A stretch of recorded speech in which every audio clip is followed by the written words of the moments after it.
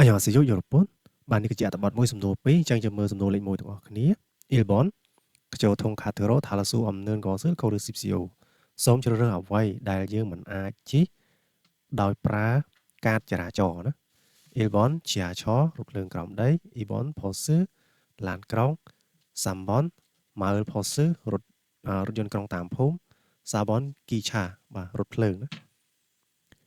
2번 이 글의 내용과 다른 것을 고르십시오. 솜ជ្រើសរើសអ្វីដែលផ្សេងឬក៏អ្វីដែលខុសបាទពីខ្លឹមសារនៃអត្ថបទនេះណា 1번 교통 카드로 택시도 이용할 수 있습니다. យើងអាចប្រើប្រាស់បាទតាក់ស៊ីដោយកាតចរាចរណ៍ផងដែរណា 2번 교통 카드로 은행에서 연금을 찾을 수 있습니다. បាទយើងអាចបាទស្វែងរកប្រាក់អញ្ចឹងគឺយើងអាចដកប្រាក់នៅធនាគារដោយប្រើប្រាស់កាតចរាចរណ៍ 3번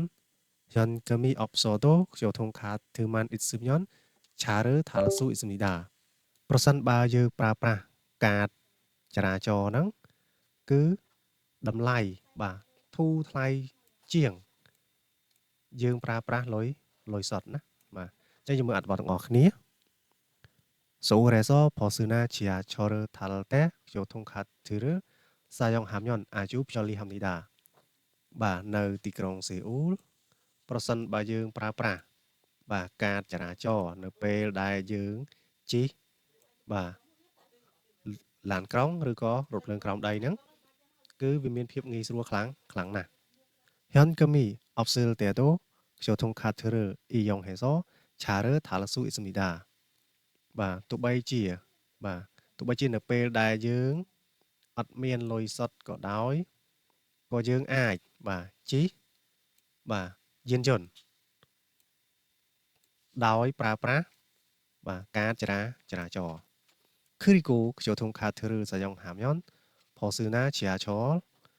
마을 버스 요금을 할인 받을 수 있습니다. ហើយប្រសិនបើយើងប្រើប្រាស់ការចរាចរណ៍ហ្នឹងគឺយើងអាចទទួលបានការបញ្ចុះតម្លៃបាទថ្លៃឡានក្រុង 버스 ឬក៏បាទរថភ្លើងក្រោមដីហើយនឹងឡានក្រុងតាមភូមិផងដែរមានថាយើងអាចទទួលបានការបញ្ចុះតម្លៃថ្លៃរថភ្លើងថ្លៃបាទឡានក្រុងតាមភូមិនឹងឯង 교통카드는 지하철역이나 버스 정류장, 편의점 등에서 살 수 있습니다. បាទការចរាចរណ៍ហ្នឹងគឺយើងអាចទិញបានបាទនៅឯស្ថានីយ៍រថភ្លើងក្រោមដីបាទចំណតរថយន្តក្រុងឬក៏ហាងទំនិញ 전에는 교통카드로 택시를 탈 수 없었지만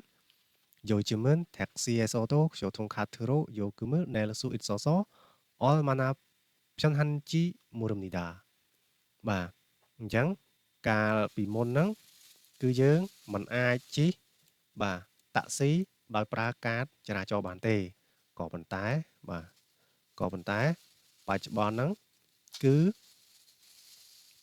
យើងអាចបាទ